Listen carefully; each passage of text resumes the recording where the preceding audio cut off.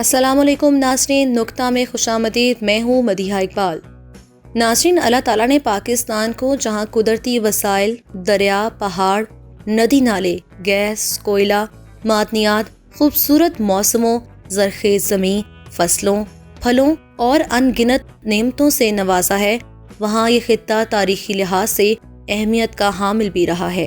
خوبصورتی کی بات کی جائے تو یہ ملک اپنی مثال آپ ہے۔ قدرت کے ایسے حسین مناظر دیکھنے کو ملتے ہیں کہ انسان فدا ہو جائے۔ پاکستان دنیا کا ایک منفرد ملک ہے جہاں پہاڑ بھی ہیں، صحرا بھی اور سمندر بھی۔ کہیں برف زاروں سے ڈھکے میدان ہیں تو کہیں دور دور تک پانی کے آثار بھی نظر نہیں آتے۔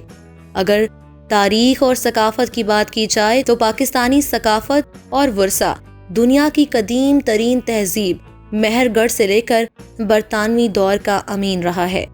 پاکستان میں آثار قدیمہ کے ایسے مقامات ہیں جنہیں دیکھ کر عقل دھنگ رہ جاتی ہے، انسان حیرت کی وادیوں میں کھو جاتا ہے۔ یہ تاریخی مقامات پاکستان کی رنگا رنگ تہذیبی ثقافت کے عکاس بھی ہیں اور وہاں جانا اکثر افراد کے لیے زندگی کا سب سے بہترین تجربہ بھی ثابت ہو سکتا ہے۔ ویسے تو پاکستان میں اس طرح کے بے شمار مقامات موجود ہیں، لیکن آج ہم 10 اہم ترین تاریخی مقامات کا ذکر کریں گے۔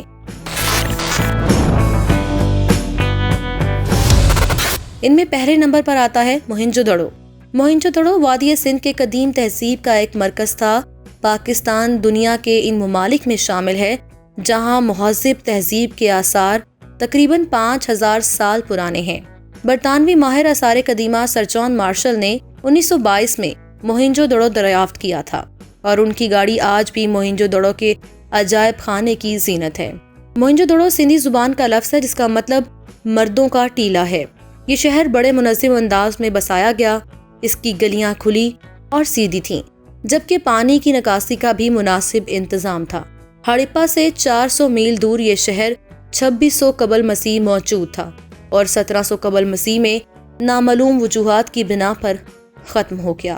کہا جاتا ہے کہ دریائے سندھ کے رخ کی تبدیلی، سیلاب، زلزلہ یا بیرونی حملہ آوروں کی وجہ سے یہ شہر 7 مرتبہ اجڑا اور پھر دوبارہ بسایا گیا، تاہم اب یہ کھنڈرات میں تبدیل ہو چکا ہے۔ ایک اندازے کے مطابق یہاں 30 سے 40 ہزار کے درمیان افراد بستے تھے۔ یونیسکو نے 1980 میں اسے عالمی ثقافتی ورثے کی فہرست میں شامل کیا تھا۔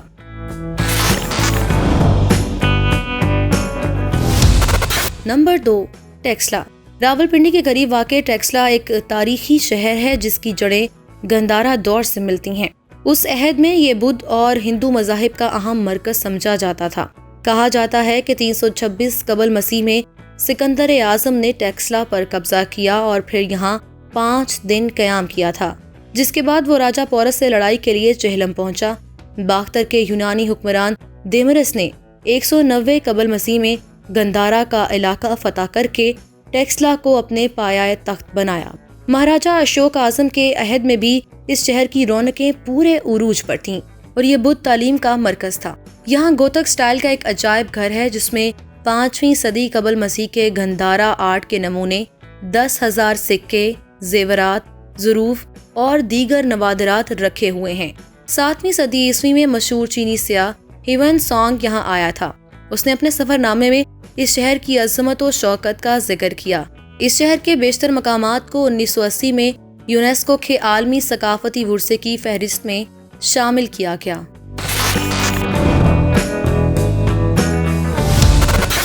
نمبر 3، تخت بائی کے کھنڈرات۔ مردان سے کوئی 20 سے 25 منٹ کی مسافت پر سوات کی جانب تخت بائی کا علاقہ ہے۔ شہر سے چند کلومیٹر دور دائیں جانب پہلی صدی قبل مسیح کے بدھ تہذیب کے عروج کے کھنڈرات ہیں۔ اس مقام کو تخت قرار دینے کی وجہ یہ ہے کہ یہ ایک پہاڑی پر واقع ہے، جبکہ اس کے ساتھ ایک دریا بہتا تھا، جس کی وجہ سے تخت کے ساتھ بہنائی لگا دیا گیا۔ آثار قدیمہ کے یہ مقامات پہلی صدی عیسوی سے 5ویں اور 6 صدی عیسوی میں بنائے گئے اور بدھ مت تہذیب کے اہم مراکز رہے۔ تخت بائی میں بدھ کمپلیکس 4 اہم بدھ گروپس میں تقسیم تھا۔ پہلا اسٹوپا، دوسرا راہبون کی خانقاہ، تیسرا مندر اور چوتھا نینتری راہبون کی خانقاہ۔ ان آثار قدیمہ میں بدھا کا مجسمہ، اور تاریخی سلیپنگ سٹوپا بھی شامل ہیں۔ تخت بائی کے آثار قدیمہ کے علاوہ آس پاس ایسے 13 سے 14 قدیم مقامات بھی ہیں جن کا تعلق بدھ مت اور اشوک بادشاہ کے دور سے ہے۔ اس جگہ کی تاریخی اہمیت کے پیش نظر یونیسکو نے 1980 میں اسے عالمی ثقافتی ورثہ قرار دیا تھا۔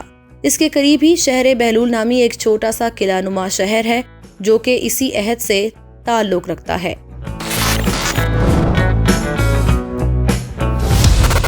نمبر 4، مکلی کا قبرستان۔ ٹھٹھا کے قریب واقع مکلی کا تاریخی قبرستان دنیا بھر میں ایک الگ شناخت رکھتا ہے۔ اس قبرستان کے ساتھ صدیوں پرانی تہذیب منسلک ہے۔ 10 کلومیٹر رقبے پر پھیلے ہوئے اس قبرستان میں 14ویں سے 18ویں صدی تک کے 5 لاکھ مقبرے اور قبریں موجود ہیں۔ اس کا شمار مسلم دنیا کے بڑے قبرستانوں میں ہوتا ہے جہاں مغل، ترخان اور سما دور کی قبریں موجود ہیں۔ یہاں کی قبروں کی خاص بات ان کی دیدہ زیب خد و خال ہیں جن پر انتہائی نفیس انداز میں قرآنی آیات اور خوبصورت نقش و نگار کندہ ہیں۔ ان قبروں پر کی گئی نقاشی اور کشیدہ کاری کا کام اپنی مثال آپ ہے کہ دیکھنے والا ہر شخص کاریگروں کی صنائی کی داد دیتا ہے۔ مقابر کی تعمیر میں سندھی ٹائلوں اور سرخ اینٹوں کا استعمال کیا گیا ہے، جبکہ مزارات میں سرخ اینٹوں سے گنبد بھی تعمیر کیے گئے ہیں۔ ان کی تعمیر میں بہت ہی اعلیٰ معیار کا تعمیری مواد استعمال کیا جاتا ہے، جس کی وجہ سے یہ نہایت مضبوط ہیں۔ یونیسکو نے 1981 میں اس مقام کو عالمی ثقافتی ورثے میں شامل کرنے کا اعلان کیا تھا۔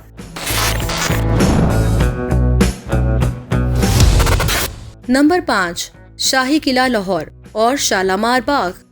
لاہور کے شاہی قلعہ کی تاریخ زمانہ قدیم سے ملتی ہے، مگر رہائشی اور فوجی مقاصد کو مد نظر رکھتے ہوئے اس کی اثر نو تعمیر مغل بادشاہ اکبر اعظم نے کروائی تھی، جبکہ اس کی آنے والی نسلیں بھی اس کی تزئین و آرائش کرتی تھیں۔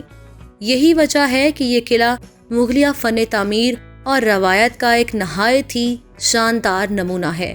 قلعے کی لمبائی 486 میٹر اور چوڑائی 370 میٹر ہے۔ قلعے کے ارد گرد ایک اونچی فصیل ہے جس کے نیچے 3 بڑے دروازے ہیں۔ سرخ پختہ اینٹوں سے دیواریں تعمیر کی گئی ہیں جس کی چنائی میں مٹی کے گارے کا استعمال کیا گیا ہے۔ اس کے اندر موجود چند مشہور مقامات میں شیش محل، نولکھا محل، موتی مسجد اور عالمگیری دروازہ شامل ہے۔ شیش محل فن تعمیر اور فن نقاشی کا بہترین نمونہ ہے جس کی دیواریں اور چھتیں رنگ برنگے شیشوں اور پچکاری کی کام سے مزین ہیں۔ مغل شہنشاہ شاہ جہاں نے لاہور میں 1641 سے 1642 کے درمیان شالامار باغ تعمیر کروایا۔ اسے جنوبی ایشیا کا خوبصورت ترین باغ بھی قرار دیا جاتا ہے۔ 16 ایکڑ رقبے پر پھیلے ہوئے باغ میں فارسی و اسلامی روایات کا خوبصورت امتزاج دیکھنے میں آتا ہے۔ مستطیل شکل کے اس باغ کے ارد گرد اینٹوں کی ایک اونچی دیوار تعمیر کی گئی ہے۔ باغ 3 حصوں میں بٹا ہوا ہے اور تینوں کی بلندی ایک دوسرے سے مختلف ہے۔ اس میں 410 فوارے اور 5 آبشاریں ہیں۔ 1981 میں یونیسکو نے شاہی قلعے کو بھی شالامار باغ کے ساتھ عالمی ورثہ قرار دیا تھا۔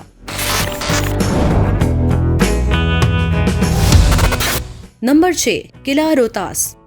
پوٹوہار اور کوہتاس نمک کی سرزمین کے وسط میں جہلم کے قریب تعمیر کیے گئے قلعہ روہتاس کی بنیاد افغان بادشاہ شیر شاہ سوری نے 1542 میں رکھی تھی۔ تقریباً 5 سال میں مکمل ہونے والے اس قلعے کی تعمیر میں ترک اور ہندوستانی فن تعمیر کا امتزاج نظر آتا ہے۔ قلعے کی تعمیر میں عام اینٹوں کی بجائے 2 ہیکل پتھروں اور چونے کا استعمال کیا گیا ہے۔ یہ بھاری پتھر اونچی دیواروں اور میناروں تک بھی پہنچائے گئے ہیں۔ 400 ایکڑ پر محیط اس قلعے کی تعمیر میں بیک وقت 3 لاکھ مزدوروں نے حصہ لیا۔ قلعہ اندرونی طور پر 2 حصوں میں تقسیم تھا، جس کے لیے ایک 1750 فٹ طویل دیوار تعمیر کی گئی جو قلعے کے دفاعی حصے کو عام حصے سے جدا کرتی تھی۔ جنگی حکمت عملی کو مد نظر رکھتے ہوئے قلعے کے کل 12 دروازے بنائے گئے جو فن تعمیر کا نادر نمونہ ہے۔ قلعے کا سب سے قابل دید، عالیشان اور ناقابل شکست حصہ اس کی فصیل ہے جس پر 68 برج، 140 برجیاں، 6881 کنگرے اور 8,556 سیڑھیاں بنائی گئی ہیں۔ یونیسکو نے 1997 میں اسی عالمی ثقافتی ورثے میں شامل کرنے کا اعلان کیا تھا۔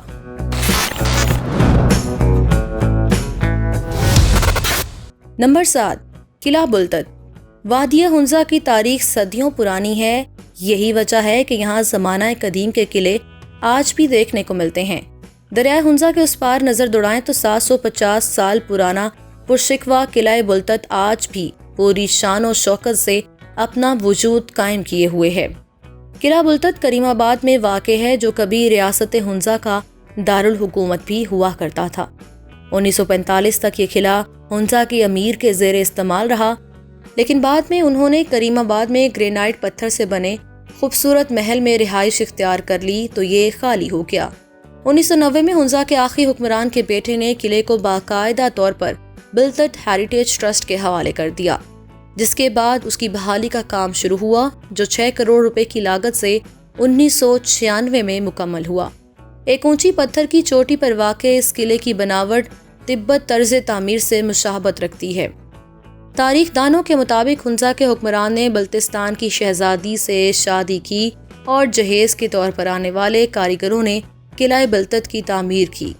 پتھروں سے بنا یہ خوبصورت قلعہ کسی ایک دور میں مکمل تعمیر نہیں ہوا، بلکہ ہنزا کے مختلف حکمرانوں نے اپنے اپنے وقت میں بہت سے توسیعی کام کروائے، جبکہ آخری بڑی تبدیلی انگریزوں کے دور میں دیکھنے کو آئی۔ 3 منزلوں پر مشتمل قلعہ بلتت مستطیل شکل کا بنا ہوا ہے۔ نچلی منزل بنیادی طور پر سٹوریج چیمبروں پر مشتمل ہے، جبکہ پہلی منزل چاروں اطراف سے کھلے ہال کی طرح بنی ہوئی ہے۔ دوسری منزل زیادہ تر سردیوں کے مہینوں میں استعمال ہوتی ہے۔ یہاں آڈینس ہال، گیسٹ روم، ڈائننگ ہال، باورچی خانہ اور سرونٹ کوارٹرز بھی بنے ہوئے ہیں۔ تیسری منزل پر گرمیوں میں استعمال کے لیے dining room, audience chamber, bed room اور استقبالیہ ہال بنایا گیا ہے۔ قلعہ بلتت کی تعمیر میں لکڑی کا بہترین کام کیا گیا۔ قلعے کے اندر داخل ہوتے ہی گویا معلوم ہوتا ہے کہ 7 صدی پرانے دور میں پہنچ گئے ہوں۔ قلعہ میں 53 کمرے ہیں۔ ایک کمرے میں وادی ہنزا کے دلکش مناظر دیکھنے کو ملتے ہیں، جبکہ سامنے ہی دنیا کی بلند ترین چوٹیوں میں سے ایک راکا پوشی بھی نظر آتی ہے۔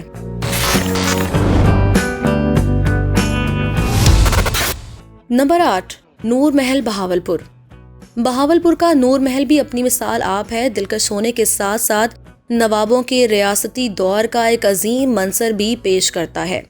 وسیع و عریض سبزہ زاروں میں واقع یہ عمارت مغربی اور اسلامی طرز تعمیر کا ایک خوبصورت امتزاج ہے۔ اس کی آب و تاب اور تم تراک دور ہی سے آپ کو اپنی جانب کھینچتا ہے۔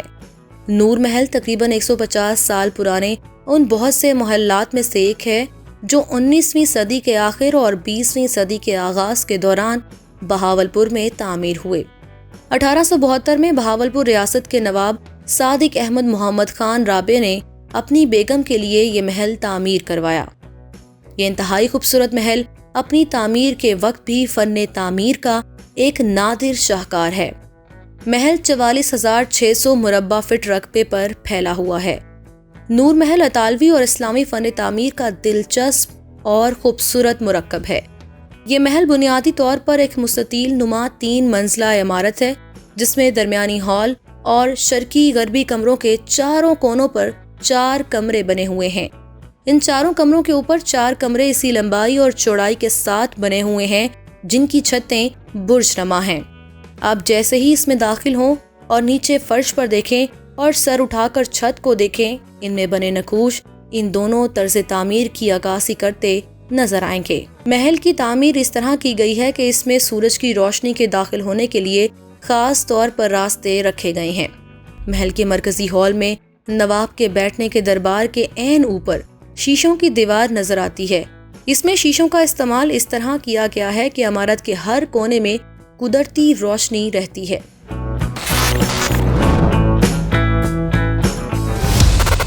نمبر 9، ہرن مینار۔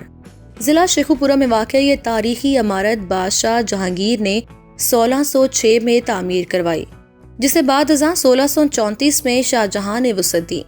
یہ تاج محل کی طرح ایک مقبرہ ہے، مگر یہ مقبرہ ایک انسان کا نہیں بلکہ ایک جانور کا ہے۔ یہ ایک پالتو ہرن کا مقبرہ ہے جہاں ہرن مینار واقع ہے۔ یہ جگہ پہلے شاہی شکارگاہ تھی جہاں مغلیہ حکمران شکار کرنے آیا کرتے تھے۔ ایک دن ایسی انہونی ہوئی کہ شکار کے دوران جہانگیر کا پالتو ہرن اس کے اپنے ہی تیر کا نشانہ بن گیا اور اس کے سامنے مر گیا۔ یہ دکھ جہانگیر کے لیے ناقابل برداشت تھا۔ ہرن کی موت سے جہانگیر اتنا افسردہ ہوا کہ اس نے ہرن کی قبر پر ایک مینار تعمیر کرنے کا حکم دیا جو بعد ازاں ہرن مینار کے نام سے مشہور ہو گیا۔ یہ مینار 30 میٹر بلند تعمیر کیا گیا۔ بلدار سیڑھیاں مینار کے اوپر تک جانے کے لیے بنائی گئیں اور اس میں 210 کھڑکیاں بھی بنائی گئیں۔ 1634 میں شاہ جہاں نے ادھر مزید تعمیراتی کام کروایا اور ایک مستطیلی پانی کا تالاب اور اس کے درمیان ایک 12 دری بھی تعمیر کروائی، جس سے ہرن مینار کی عمارت مزید خوبصورت اور دلکش ہو گئی۔ ہرن مینار سے 12 دری تک جانے کے لیے ایک پل بھی بنایا گیا۔ پل کے داخلی راستے پر ایک گیٹ موجود ہے۔ تالاب کی چاروں طرف چھوٹے چھوٹے کمرے بنے ہیں جو تالاب کی خوبصورتی کو 4 چاند لگاتے ہیں۔ تاہم مزید تعمیرات کے باوجود یہ عمارت اب بھی ہرن مینار کے نام سے ہی جانی جاتی ہے۔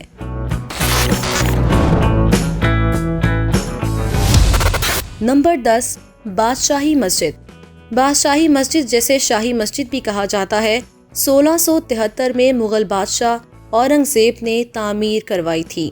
یہ مسجد فن تعمیر میں منفرد حیثیت رکھتی ہے۔ مسجد کی بیرونی دیواروں کو بہت محنت سے نقش و نگار سے سجایا گیا ہے۔ مسجد کے ہر کونے میں مربع شکل کا ایک مینار ہے جس کے ساتھ سرخی مائل پتھر سے بنا برج اور سفید سنگ مرمر کا گنبد ہے۔ آپ جیسے ہی مشرقی دروازہ سے داخل ہوں تو وسیع صحن آپ کی آنکھوں کو خیرہ کرتا ہے۔ شاہ جہاں کے زمانے میں تعمیر ہونے والی مساجد کی طرح اس مسجد کی نماز گاہ صحن سے اونچی رکھی گئی ہے، جہاں ایک اوقات میں 60,000 نمازی نماز ادا کر سکتے ہیں۔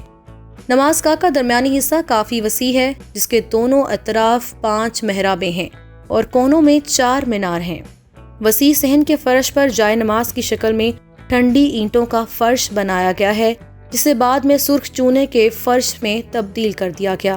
مسجد کی دیواروں میں درس و تدریس کی غرض سے 80 حجرے بنائے گئے جنہیں برطانوی دور میں منہدم کر کے محراب دار راہداریاں بنا دی گئیں۔